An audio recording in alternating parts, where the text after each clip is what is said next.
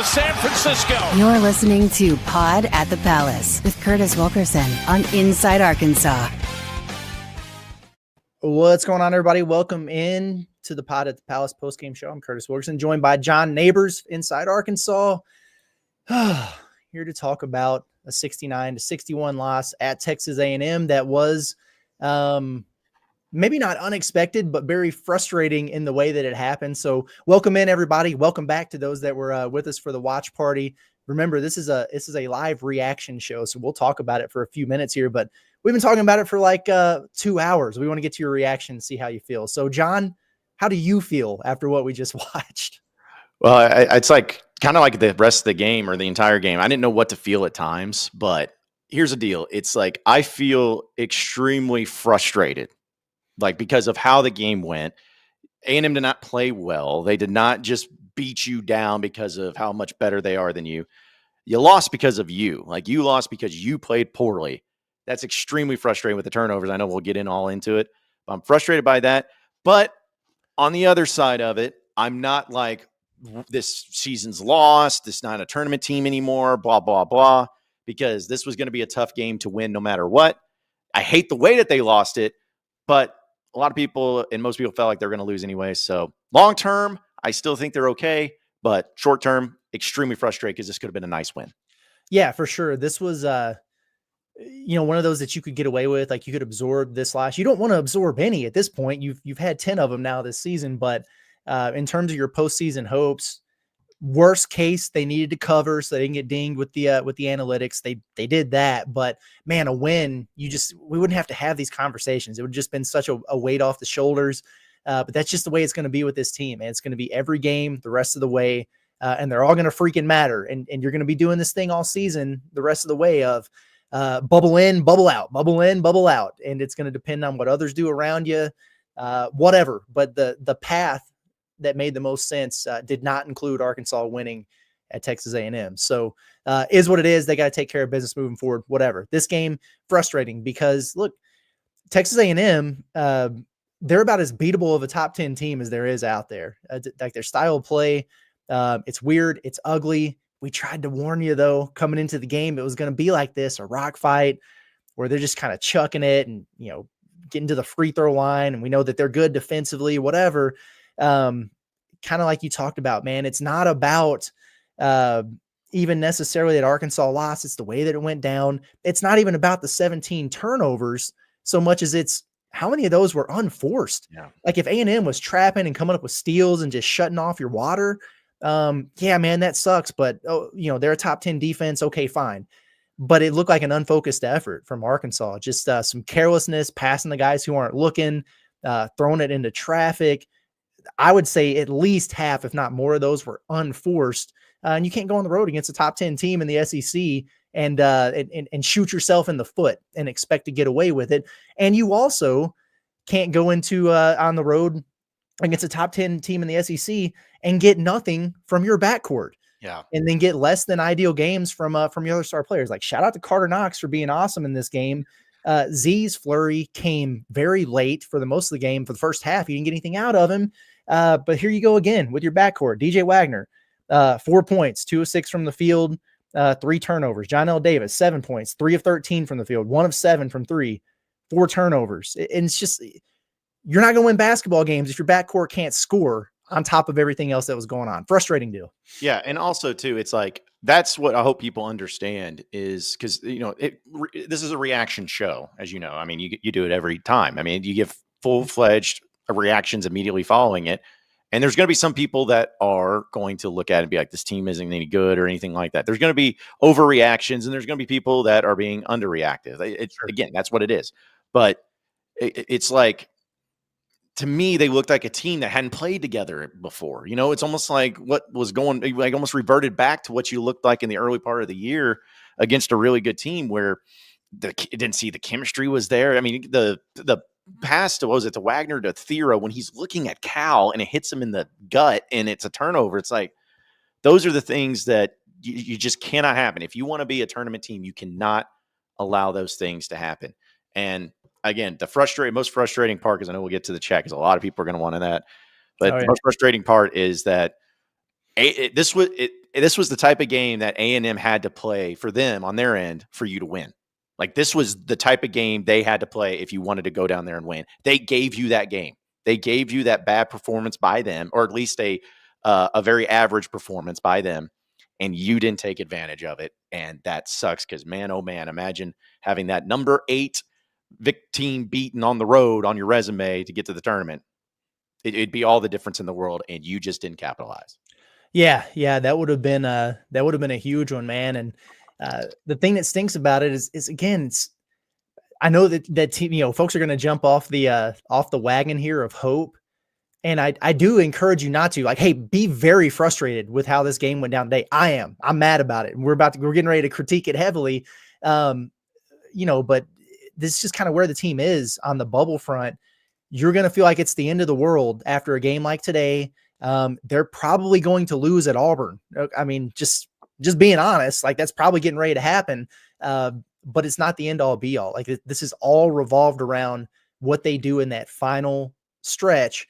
But God, this just could have put you in a position where you could afford to make a mistake. Now they won't be able to. Like they won't be able to have the slip up and get away with it unless they go in there and beat Auburn on the road. I just don't. Listen, I ain't predicting it. No. It is what it is, man. But I know people are frustrated. And I guess my advice to everyone, who am I to give you advice? I'm not telling you how to feel. I'm just telling you how I'm going to feel. I'm going to be ticked off about this game, but I'm not going to let it cloud what I think about, the rest of the season and the prospects here moving forward. The chat is it's lively. It is lively. We're starting a good amount of these, and we're going to hop into them in a minute. Couple things to point out from the box score before we break this stuff down. Arkansas shoots 41.7% from the field, and A&M shoots 42.1%. So almost the same. Arkansas shoots better from three. They're 7 of 21, 33.3%. A&M 6 of 20, 30%. So you got them there. Arkansas 14 of 19 at the free throw line, 73.7%. Texas A&M 15 of 21, 71.4%. So from all the shooting perspective, in a lot of ways, you were better than them. You go look at the rebounds. You lose on the offensive glass 12-8, but you actually get more second chance points in this basketball game than a Texas A&M team that leads the country in second chance points and offensive rebounds. So like you took their biggest strength and it didn't kill you. Like all those things, man, it just drives you nuts. You just look at the one statistic, and we talked about all the turnovers. Yeah, 17 of them. And then the difference there, you lose by 8 and you were minus 15 in points off of those turnovers. They had 22 points off turnovers. That's it. End of the game. Like there's nothing else to talk about. I thought they did a pretty good job on, Wade Taylor finishes with 18, but it's a dude who dropped 40 in Bud Walton Arena last year. He was 4-13 from the field. He got to the line a little bit, but I've seen way worse performances on him. What'd the Phelps kid wind up with? 12? Like we talked about the pregame, like, hey, hold that dude under 15 or so, and you're probably in a good spot. Got value the basketball. Man. Yep. Value the basketball. And I do want to throw in, because again, I know we'll get to the chat, but I feel really bad for Carter Knox because the dude played awesome. He played, I mean, I don't know if he's had a better game. Maybe he's had this year, but the dude was the only guy giving you anything consistently offensively with 17 points, 7 of 9 from the field. He even had 5 rebounds and only 1 turnover in 36 minutes. And I feel bad for him because I'm like, dude, he gave it. A guy who doesn't get talked about a lot, or at least doesn't have those types of games, for him to have that game and the rest of the team surrounding him not to help him out was very frustrating. So I feel bad, but Carter Knox definitely was the star of the game for the Arkansas. And that was Razorbacks. And that was about it. Yeah, no, for sure. Okay. Let's get into the chat. Let's just do this, man. See how everybody's feeling. I'm sure it'll be great. Okay. TB, bro, you should literally be like in the locker room, like hit the showers and get back on the plane, and come home and maybe get in the weight room. Why are you on YouTube right now? This is crazy. But he says, too scared of getting blocked at the rim. Is this you that we're talking about here? I joke. We said after the first couple blocks, every time after they drove to the rim, they instantly looked for pass outs instead of rim conversions. Can't play scared and win. Yeah, and it's weird because Texas A&M is really not a big shot blocking team. They only had 4 in this game, but they are really strong and physical. What happened to DJ Wagner getting downhill and scoring around? Like that was his thing, like just getting downhill, scoring with that left hand. he's always been good for it, and he's a physical guy. Z, like we really didn't see much from him in the post. Like who are the other guys that are going to do it? I guess Carter was okay in there. Nelly, he actually made a couple layups in this game. But yeah, there was some weird hesitation there. They smoked some bunnies, man. Thero was missing some easy ones in there. You usually don't see that from him. Billy Richmond had the one just right underneath the rim. Couldn't get it to go. Let me look real quick and see what Arkansas was. 8 of 15 on layups, 2 or 3 on dunks. So 10 of 18 around the rim. I mean, that's, it's actually really not that bad, all things considered, but it seems like the ones that they missed were some gimmies in there. And then you're right about the hesitation, TB. There should have been more attempts. And like, I don't understand. This is not a high volume 3-point shooting team. So why are they always looking for the kick out 3? And sometimes you have a lane and you're kicking out to Billy Richmond for a corner 3. Well, why would you do that? Or you're kicking out to Thero for a corner 3. Well, why would you do that? Those are the 2 worst 3-point shooters on your team. Go to the rack and finish. So like, I get what you're saying. Yeah. The hesitation to me almost looked like, again, we don't know the ins and outs of it, but almost looked like a team to me that knew that Texas A&M was that type of team and is physical down low. And it got in their head to almost like, they're like, oh, geez, like, is somebody going to be next to me? Like, what do I do here? It just seemed like they knew the type of team that A&M was. And instead of just going and being aggressive, they're like almost in the back of their mind fearful that, oh, geez, this is going to be going on. So that's what it looked like to me. Yeah, for sure. And then from BTC Pack, he's right. Like DJ just randomly hammers it on that dude at the end of the game. Where have you been, man? Like, where was this the entire time? Because he had the lanes. He was getting in there and just kind of kicking it around, or he was trying to throw the like the contested lobs, and I don't know, weird stuff. Couple games here, and I know his stat line was better against LSU, but DJ hasn't quite been on either. Spencer Sears is really mad in general for anyone who thinks that Arkansas could still make the tournament. And he's also he's getting increasingly mad at you, John, for pumping Sunshine. Nobody thinks Arkansas is making the tournament except every bracketologist either has them as, the last 4 in or the first 4 out. Like this is not crazy talk, bud. I don't know what his problem is or if he's even a real person. I was going to try like that first comment you pulled up of, oh yeah, this one right here. It just reminded me of Talladega Nights. Like, if you don't chew big red gum, then F you. It's like, that's exactly what this is. If you watch this game and you still think the tourney's possible, then F you. Like, all right, whatever, man. Yeah. I mean, I'm like, listen, I'm really irritated about it too, but like there's a reason why we're talking tournament here. It's not like they're below 500 and stuff. Like, they're very much in the mix, man. Very much. And this is so hard because after you watch a game like that, everybody feels like A&M's not that good. Like, Arkansas could beat that team. They should have won that game. All those things are probably true, but it's still a top 10 team and a projected 2 seed on the road. Yeah. You know what I mean? It's the weirdest thing to figure out. This is just the way that they do it to everyone, though. I guarantee you, if we went and listened to, other post-game shows from these close wins that they've had from the opposing team, everybody's doing the same thing we are right now, which is like, God, man, they really should have won that game. What the heck? Yeah. It's just the way they are. And also, I don't want to be that guy, but I'm going to be that guy. Arkansas hasn't had enough wins, and that's the problem. It's like how the season gone. That's the problem. Yeah. But dude, every team, every year, even the great teams, they have games like this where they look back and they're like, golly, how did we not win that game? Like, it happens.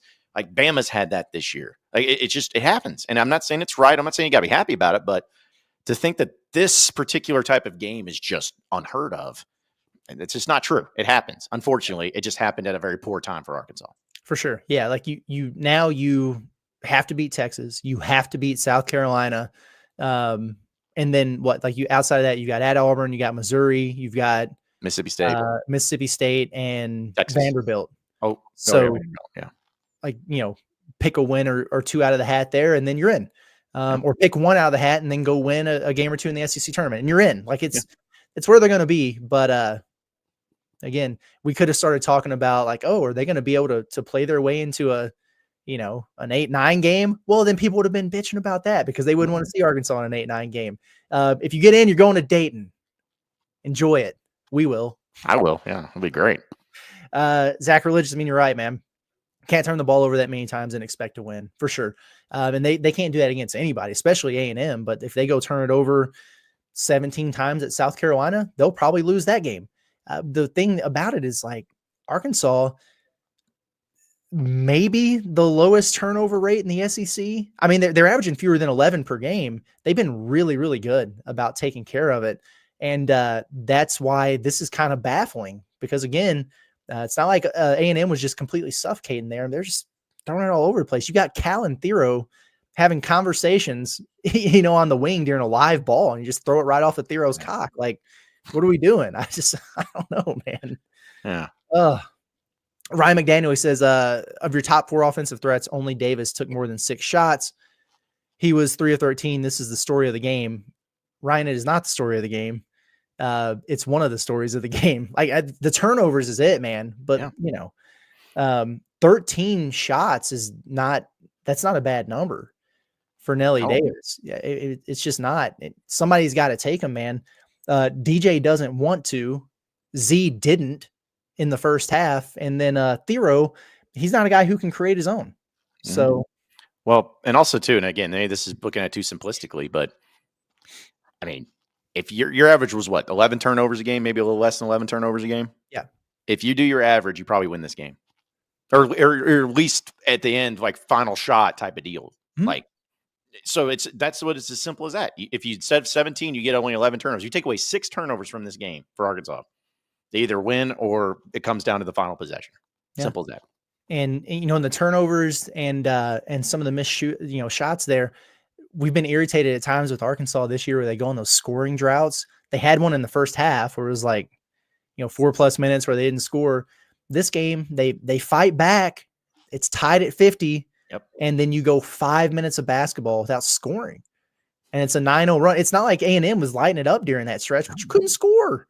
And they go on a 9-0 run, and a 9-point lead against A&M is like it's like a 15-point deficit against anybody else because they play so few possessions. And there you have it. So you can't have those type of droughts. And they did, and it's something they've done all year, which is why contextually, like, they're a bubble team. Bubble teams do this. They're frustrating. They're inconsistent. They lose games they shouldn't. They win a couple that they shouldn't, and that's why you find yourself in this spot in mid-February. Shane Harrington says, not a bad loss. We're supposed to lose this game and the next game. We're fine. Still there. Just have to win the right games. You're right. Big picture, you're right. Missed opportunity.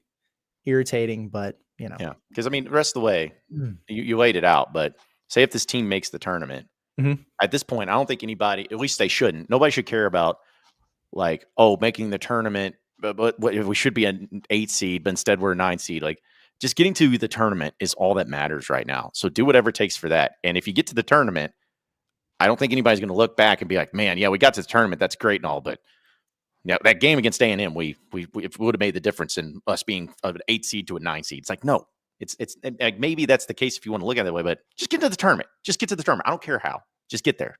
Right. Exactly. Did you feel this way? From Joe Hogg here, he says, no excuses. We just stink. Well, you're just average. Like, that's what a bubble team is. But he says they look like they didn't want to be there. I don't feel that. Like, they didn't play well. I don't know how focused they were, but I have seen an Arkansas team this year that looked like they didn't want to be there, and I don't think I got that vibe today. If that was the case, wouldn't you just got the hell beat out of you? Yeah, by A&M. Yeah, and you wouldn't have been what was it, tied with 6 minutes to go or 5 minutes to go or whatever. Yeah, I don't think it's that. I think it was more of just, I think they wanted to be there, but their minds weren't. Like, I think that they wanted to be there, but their play and their decisions and their focus, whatever, wasn't there. They played hard. They didn't play smart. Like, maybe it was like a mental toughness thing in this one. Yeah, exactly right. That's how I look at it. Let's see. Yeah, again, like, real quick, Diving Rhino says they did what A&M does. I'm sure their opponents who they beat this year all feel like this. And we talked about that. It's true. But at the same time, have all their opponents, handed them a dozen turnovers, that they didn't have to get themselves? I don't know.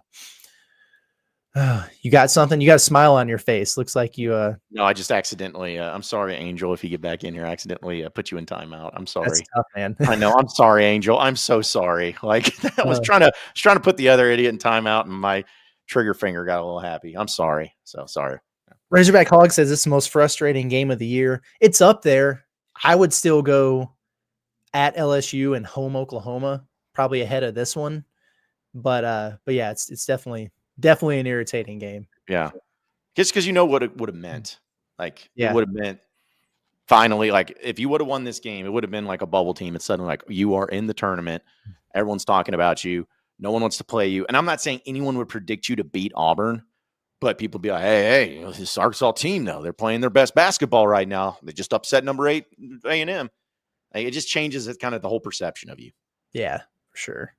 Sharkansas, we appreciate the super chat, man. He says, wasn't the end of the world to lose this game.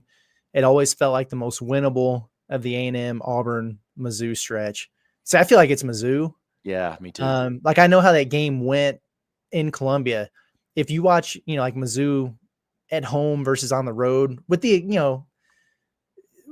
exception of I think it was the Mississippi State game. They look great out there. They did win at Florida too. So like they're a good road team. Actually, I should give them more credit than that. But they're really hard to beat when they're in front of their home crowd and they got that thing rolling. I felt better about the Missouri game just because it's at home. I get it. Arkansas sucks at home. But the one I didn't feel good about at all was Auburn. Yeah. Yeah. Of all the road games you have left, I mean, because I guess what is it? You go to Vanderbilt, to South Carolina, to A&M. I mean, I feel like Auburn is just a 0% chance, and A&M was still like a 10% chance. Like it wasn't very high. Right. And so then if you get Texas and South Carolina, like I don't feel good at all about Arkansas winning at Vanderbilt. I felt better about today than I felt about them winning at Vanderbilt. Like we'll see what happens. Well, yeah, real quick. Sorry. Vanderbilt's losing, by the way. They're losing now. Yeah. It's 67-65 to Tennessee. They were like, Tennessee's outscored them by 15 points in the second half. So I'm glad they figured it out a little bit. Too. Craziness. I feel better about Mississippi State at home than I do Missouri. Same. Like I think again, you're not like it's not going to make anybody feel better from the loss. But again, I just feel like if you win all your home games or win 3 of the 4 and then steal 1 on the road, you're in the tournament. Which I think it's more likely you win 3 of or I guess all but 1 of your home games left, and then you beat South Carolina on the road. You do that, you're in the tournament. Yeah. There it is. Yeah. If you get 3, because here's the thing that people got to remember. The selection committee, first of all, they don't look at conference records. They don't like that. They're not going to look at it and go, oh, Arkansas has 7 SEC wins or whatever. It's the quality of your body of work. It's who you played, how you did, where you played them. The thing is, like most of these SEC games are just quality wins. So that's why people count them. When you get to the SEC tournament, they count those just the same. Like they don't look at them any differently than when you played Baylor on a neutral floor at the beginning of the year. It's quad 1 game for you on a neutral site. How do you perform?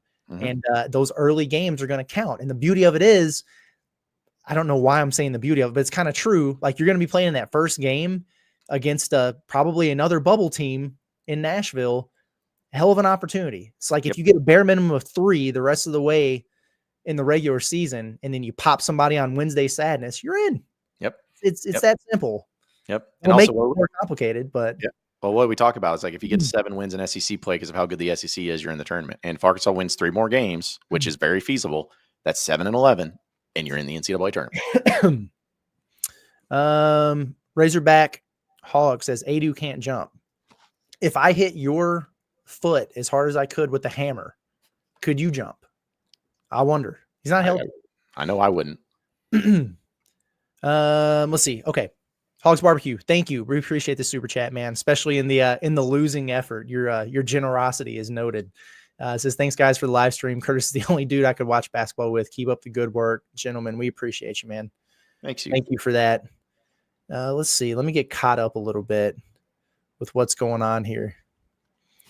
Oh wow. We got some hate speech in the chat. Like what type of hate speech are we talking about? Like F words and not the 4 ones. Good. All right. Well, we don't need to get down that road, folks. Yeah, come on now. Come on, guys. This is a family show. Dabbing Rhino says Billy's defense gets him above an F. He did some good things on ball, but he was responsible for the 3 at the end of the first half. And then right when Arkansas tied it and came out of the out of bounds play, he was responsible for that 3-2. Like he got his head taken off on that one screen, and then him and Z both got dunked on. Like, I don't know that I would call this a terrific defensive game from Billy, but he's really good on ball. I will give him that. Yeah. I don't think I to his point though, like when I do a report card or whatever, I don't think I'm gonna give him an F, but at any rate. Yeah. It's not going to be a good grade. Yeah. Yeah. Nobody's going to get that except Carter Knox, I think today. President Carter, he's back. The Freshman of the Year campaign is back in full swing. Yeah, Brandon says the other bubble teams are getting beat, so Arkansas is good. Beat Vandy, win the home games, beat South Carolina, we're in. It's simple. Yeah, I mean, there are a lot of – we could put together 15 different paths for them. They just got to go out there and take advantage of it. So, yep. Tracy Pearson wants us to know that Cal isn't beating Auburn. Okay. Well, he did last year, didn't he? Yeah, they had a huge Kentucky versus Auburn game in very recent history that was like, oh, it's going to be on CBS, and we're really talking about how great Auburn is, and the jungle is crazy, and Cal and them just went there and kicked their butts, man. Yeah. Oh, I laugh because I'm like, also too, I'm like, why does it have to be, what's it, Cal? What does it mean Cal ain't being Kentucky? It's like, or being beating Auburn as if it's like him, as if Cal's the problem of why they don't beat Auburn. No one's beaten Auburn this year, man. Like, what do you mean? Alex here. Don't be a prisoner of the moment. Try not to be. He says his team has the lowest basketball IQ of any team we've had. Run down the court, lose the ball, miss layups, back in the lane, lose the ball. Sorry, but these guys are a joke. Again, a team with one of the lowest turnover percentages in the SEC. You know what I mean? Like they usually don't do the self-inflicted wound thing from like a turnover and the weird decision standpoint. It's just like they miss around the rim and they can't shoot, whatever. But I don't know that I'd say they're low IQ. They were, wasn't great from that standpoint today. But and again, like are they a joke? Like, are they an elite basketball team? No, but here they are in the NCAA tournament conversation. Would you rather be one of the other 275 teams in the country that aren't? No. That's what makes the NCAA tournament great, is because, once you get in, you never know what's going to happen. Yeah. You never know. So I just want to be there. I be there when it happens. Like after last year sucked. Yeah. They didn't have a chance. Like when they got to the SEC tournament, we knew like this is over as soon as they take an L here. And we knew it was either going to be Vanderbilt or South Carolina the next day, man. Yep. That's not going to be the case this year. It's like it's not meeting the expectations we had at the beginning of the season, but mm-hmm. I'll take this over what we witnessed last season for sure. Oh yeah. We got some pocket watching going on from Carl. Nelly and Adu, huge misses for the portal money. Need 2 to 3 more guys to win good SEC games consistently with their lack of productivity. Yeah, I would love to have 2 or 3 more guys who are very good at basketball. Helps. I get it. I get it. And again, it's like I can also understand, like, hey, Nelly has not done what Nelly has supposed to do over this season. What the expectation was. And I'm not giving an excuse, but it's like, Adu, you can tell he's been hurt. He's been dealing with injury, and he just has no confidence, and it sucks. It's like, I'm not saying that he's been great at times too, but it just makes you wonder if you would have had him healthy from the beginning, from the jump, what he could be right now. Who knows? But yeah, it's unfortunate. Yeah. More pocket watching. Okay. Jeremy Wilson says, question for Curtis. Jonas and Davis were supposed to be the leaders of this team, studs on their teams last year, duds on this team, paying them as much as we did. They can't be one good game, 5 bad games on this team. What happened to them?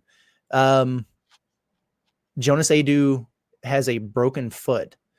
Like he had surgery and he's not 100%, like that is what has happened to him.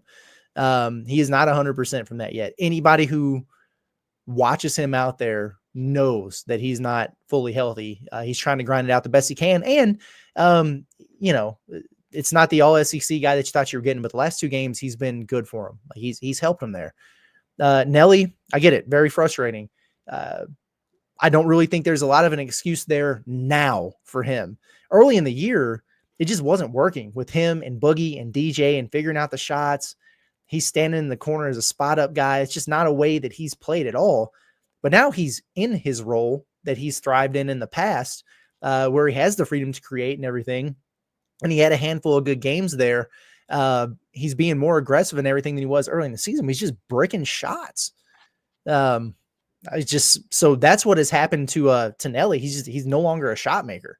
Yeah. It's frustrating. Yeah. And again, there's a lot of frustrations with this team.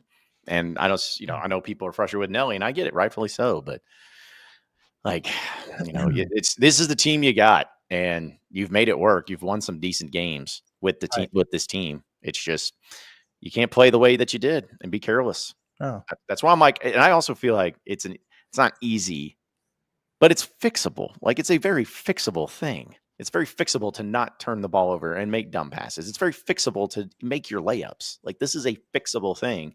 And maybe that's where I'm coming in with silver linings, but it's not like, oh, this is just the way the team's always going to be and they're never going to get better. It's just, it's going to be fine. Right. Carl says this team doesn't deserve in the dance. Well, my question to you, Carl, look around at the other teams in that bubble conversation and show me who deserves it more. You know what I mean? Yeah. Is it SMU who does not have a quad one win this season? And in their 3 opportunities against quad one teams, they've lost by an average of 19.5 points per game. Is it them? Like, should we put them in over Arkansas? You know, like, is it UC San Diego, who hasn't played a top 100 KenPom team all season?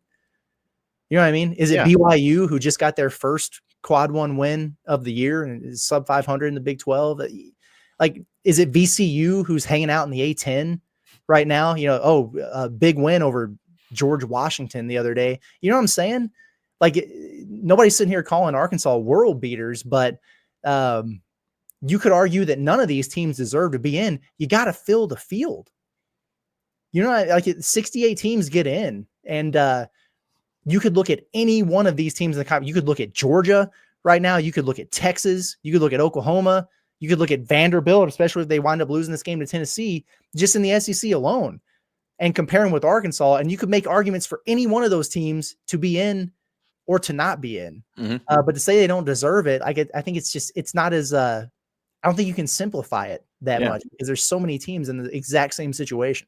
Well, and I'm assuming Carl's a Razorback fan. And if you are, let me ask you something. So if Arkansas did make the NCAA tournament, are you going to say, no, we need to just not go. We need to just make sure that we give up that invitation and give it to somebody else that's more deserving? You're not going to do that. This team's not going to do that. And it's dumb to even think that. So, yeah. Yeah, no, I understand the frustrations. It was weird. We had people in the chat after the LSU game, or maybe it was after the Bama game last weekend, who were like, oh no, I would much rather go to the NIT and make some noise than go to the NCAA tournament and lose in the first round. Really? What do you, that's crazy to me, man. Loser talk is what that is. Yeah. Loser talk. I would rather get into to Dayton and get beat by 25 against San Diego State than go to the NIT. I don't 100%. Care about the NIT, man. No. I'd rather not go to the NIT than go to the NIT, if that just shows you how little I care about it. Yeah. Again, it's crazy to me. Peter Harding, win or lose, no one is talking about Arkansas this season. No one is afraid of them. People are talking about Arkansas a lot this season because it was John Calipari's first year and they had a bunch of NIL and they were a top 20 preseason team and they haven't been that. So people were talking about that heavy. They were talking about Cal and the Razorbacks when they were 0-5 in the SEC, more than they were talking about teams in the SEC who were 5-0. That's what we deal with now. And now that they're playing better and they're back in the conversation, they're still talking about them. So they are talking about Arkansas, my friend. Is anyone afraid of them? Why would they be?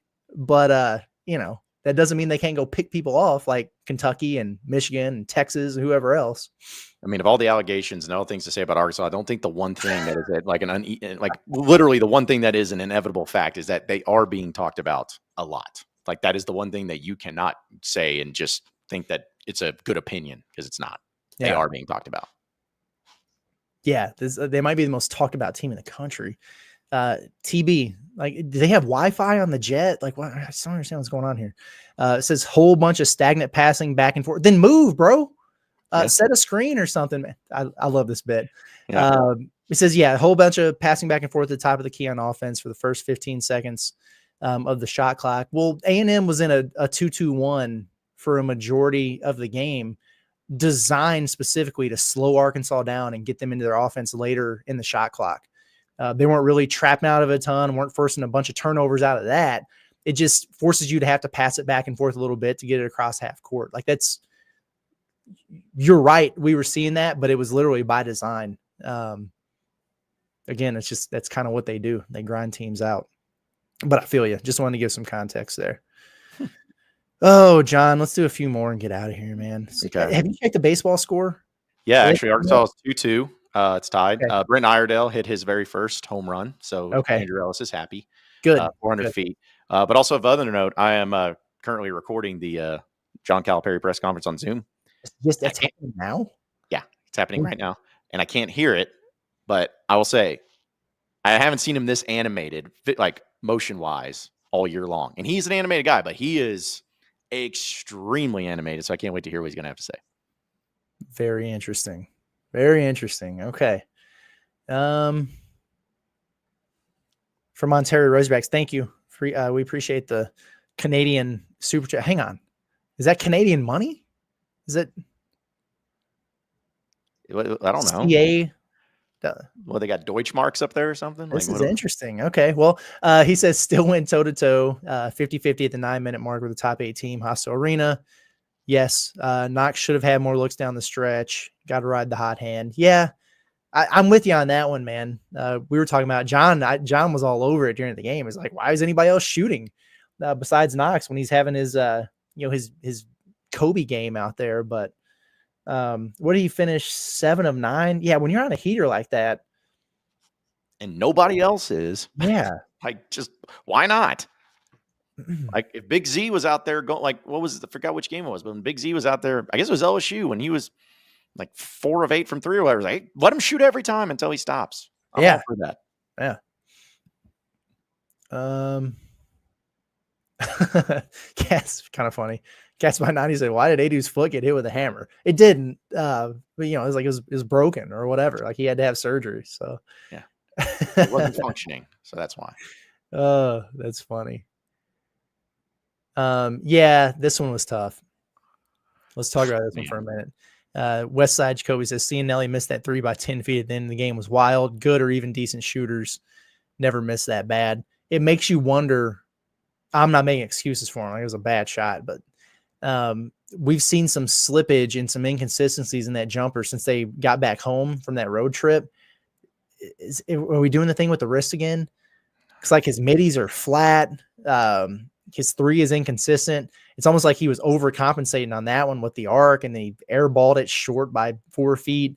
Yeah, that was weird. And what would that have done? That have cut it to 4 if he would have made that shot. Like, they were kind of fighting their way back into it a little bit. They had to get a make there to kind of extend the game and give themselves a chance. And it was just, that's the ultimate dud. Just the most anticlimactic thing I've ever seen. That was terrible. And then, like, it just, when you have Carter Knox out there on the floor and you have Big Z, who had just hit 2 in a row on the floor, I don't want to see Nelly Davis going out there who's 3 of 13 or whatever and trying a shot. And then it just sums it up right there. It sums up the whole game. Yeah. Angel, while you were no longer with us, we apologize. That was me. It was me, Angel. I'm sorry. That was me. Were you trying to get somebody else out of there? Is that what was going on? Yeah, I was trying to get somebody else out of there, and I fudged up, guys. I'm sorry. Great. Glad you're back. John, you really need the mic on your face, bro. That's what we're told here. Oh, well, I'm going to do it like this. This is the only way I want to make sure I consistently get heard, and also so I can mouth words I'm not supposed to say, and you guys can't tell. So that's what I'm going to do. Oh, man. Do you have any parting thoughts? Do you have any wisdom? Do you have a Saturday devotional for Razorback fans here? I may need it. No, I mean, listen, again, as I want to reiterate to everybody, you can be frustrated. You can be pissed off. I am too. Like, you should be after a game like that, 100%. But Don't let this game make you feel like that the season's over, this team's cooked, they suck, and they're not making the NCAA tournament. Let's wait until a few games. Even against Auburn, it's going to be the same thing. You are not supposed to win that game. And if you keep that game close, I'll be impressed. But it's just not going to happen.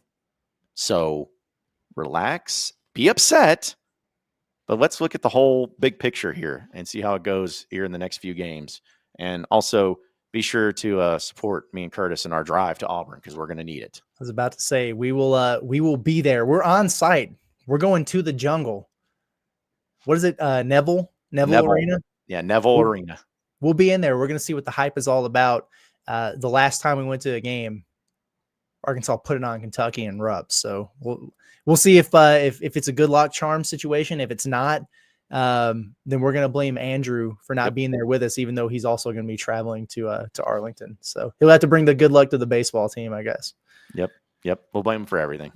Oh man. All right. Well, hey, listen, we really appreciate everybody for rocking with us. It's 3 hours plus of your Saturday. We're thankful for that. When we're not on location at these road games, we'll start doing these. It's fun. It's easy. We made it work today. So be on the lookout for the watch party stuff. That's cool. And then we'll always have the post games afterwards. I'll be back in the morning with the report card. And before we do get out of here, that you guys always do this. Dre, thank you for the super chat. He says, we will be fine. That's what we need to hear. Little woo-saw, right? Rub the earlobes.